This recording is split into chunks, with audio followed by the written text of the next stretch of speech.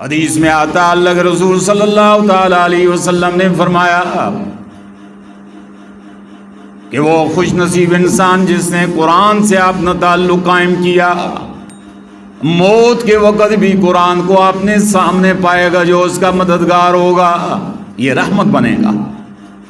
مرنے کے بعد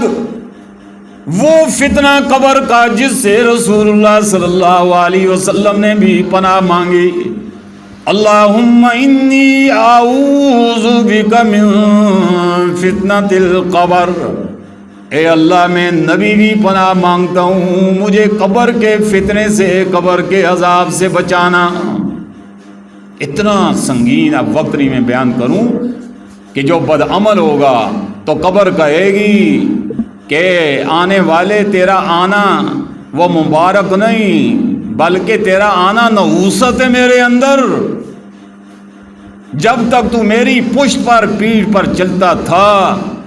تو تو سارے انسانوں میں میرے نزدیک گندا مبغوض تھا،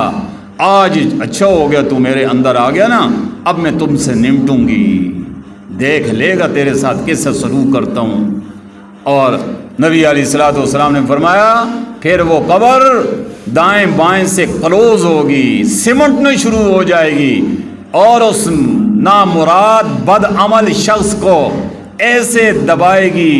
کہ وہ چٹکتے ہوئے اس کی ہڈیاں ریڑھ ٹوٹیں گی پسلیوں کی۔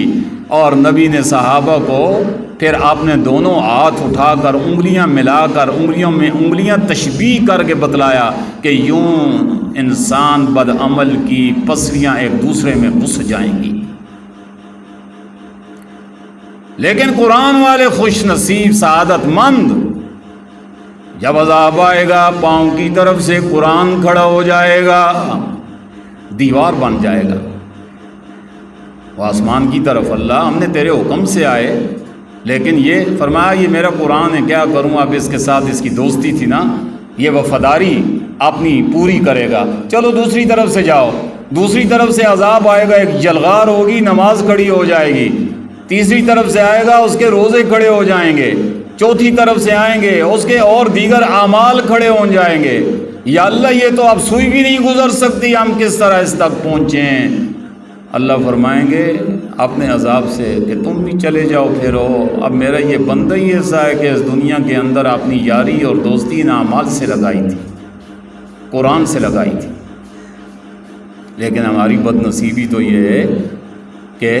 نہ نیتی تھے نہ قضا کی تھی، ساری زندگی نہ مسجد میں اور نہ قرآن کو ہاتھ لگاتے ہیں، جس وقت وہ مردار ہوتے ہیں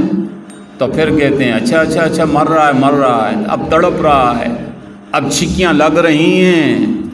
اب روح تڑپا کر نکالی جا رہی ہے، جس کو اللہ کے رسول صلی اللہ علیہ وسلم نے مثال دی کہ بد عمل اللہ کے نافرمان اور باغی کی روح یوں کھینچی جاتی ہے۔ فرمایا میرے صحابہ ایسے سمجھو کوئی ریشمی کپڑا ہو اور وہ کانٹے دار جھاڑی خاردار جھاڑی پر پھینک دو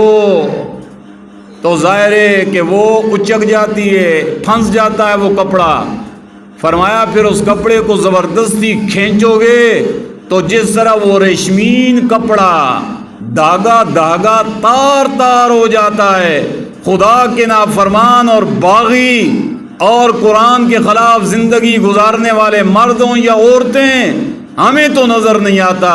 لیکن ان کی روح ایسے نکلتی ہے کہ اندر انج اس کا ٹوٹ جاتا ہے،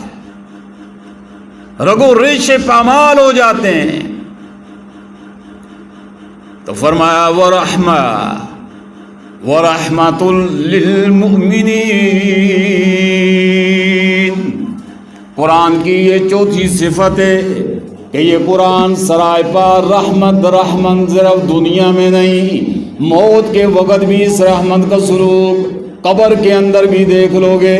یہی قرآن قبر کی اندھیریوں کے اندر تمہارے لیے روشنی کا سامان مہیا کرے گا، قرآن والوں کے لیے بھی، اور جنہوں نے اپنے بچیوں اور بچوں کو قرآن پڑھایا،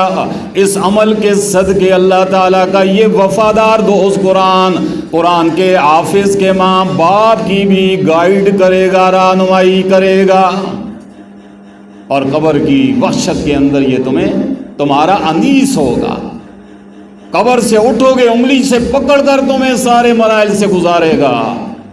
پولیس سرات سے تمہاری انگلی پکڑ کر تمہیں پلک جھپکنے کی دیر گزار دے گا.